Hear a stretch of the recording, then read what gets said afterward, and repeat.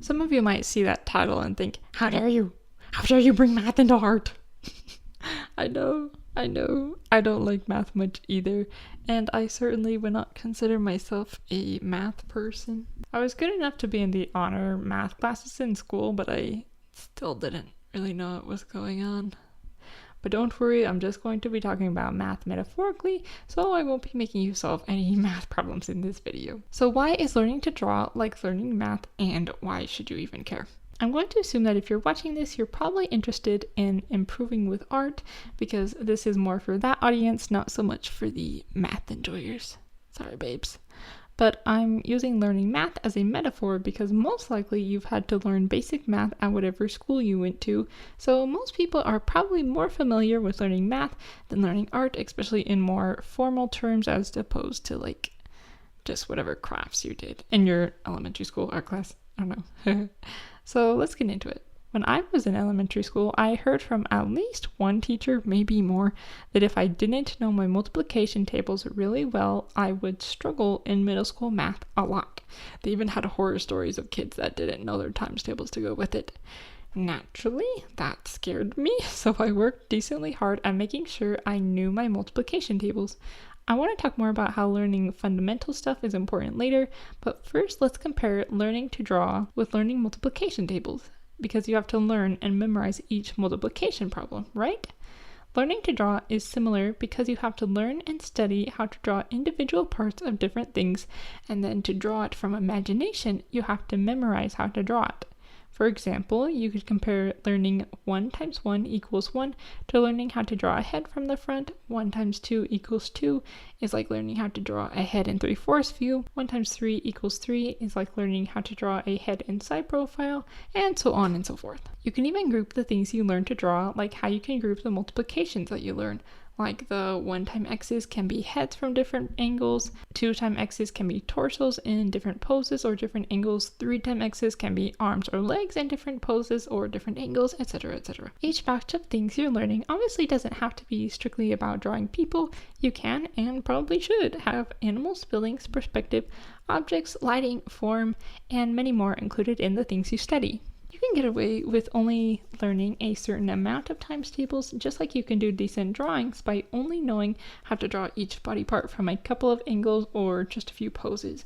But just like if you learn more times tables for bigger numbers and such, the less you might have to take the time to rely on your calculator. So similarly, the more poses and angles you study with each body part, the less you'll have to rely on references. Not that calculators or art references are bad, of course. They're good tools that are there to help us, but it may take up some extra time to find and use them as opposed to just being able to pop it out of your head. Though I think in art's case, it can be more time consuming to find and use a reference than it might be to find and use a calculator.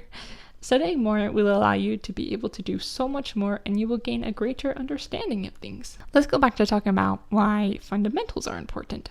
Typically in math, we start by learning addition and subtraction, right? We do that to build a good foundation and understanding of how numbers work. If you were to start learning multiplication before studying addition because maybe you thought it seemed more fun than addition or subtraction, you'd likely have a much harder time than if you had started with addition.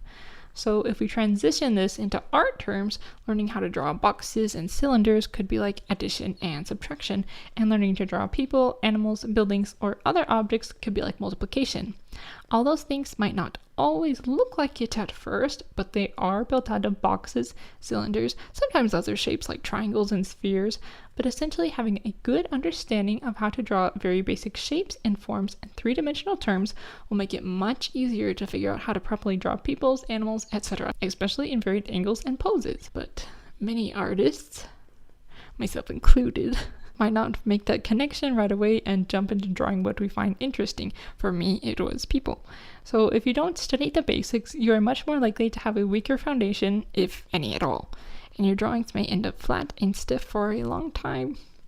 And that can sound kind of scary and might make you say, okay, I'll study shapes. But shapes and fundamentals are boring, right? That's why we skip them and jump into drawing anime girls and furries and guns, right? And many of us do art for fun, right?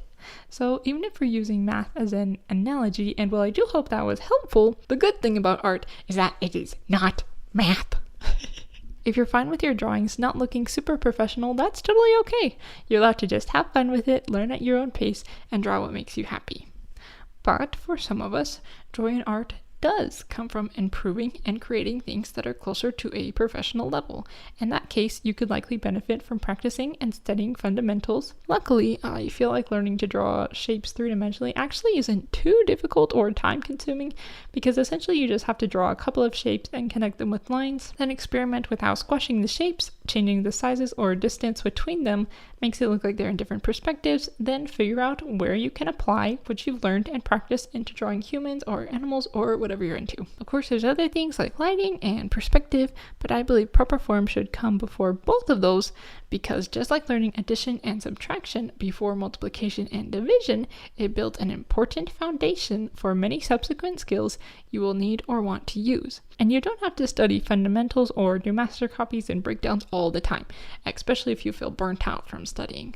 Regardless of your skill ambitions, taking the time to draw for funsies is very important, because an artist that enjoys doing art is an artist that will more likely want to continue making art. And in this day and age, I'd argue that making art may be more important than ever. Gaining valuable skills and expressing yourself can bring great joy to you and the larger community of the world. So I hope that was helpful or insightful, maybe gave you some food for thought at least. So thank you for watching, stay curious, and have a wonderful day. Bye! Perspective.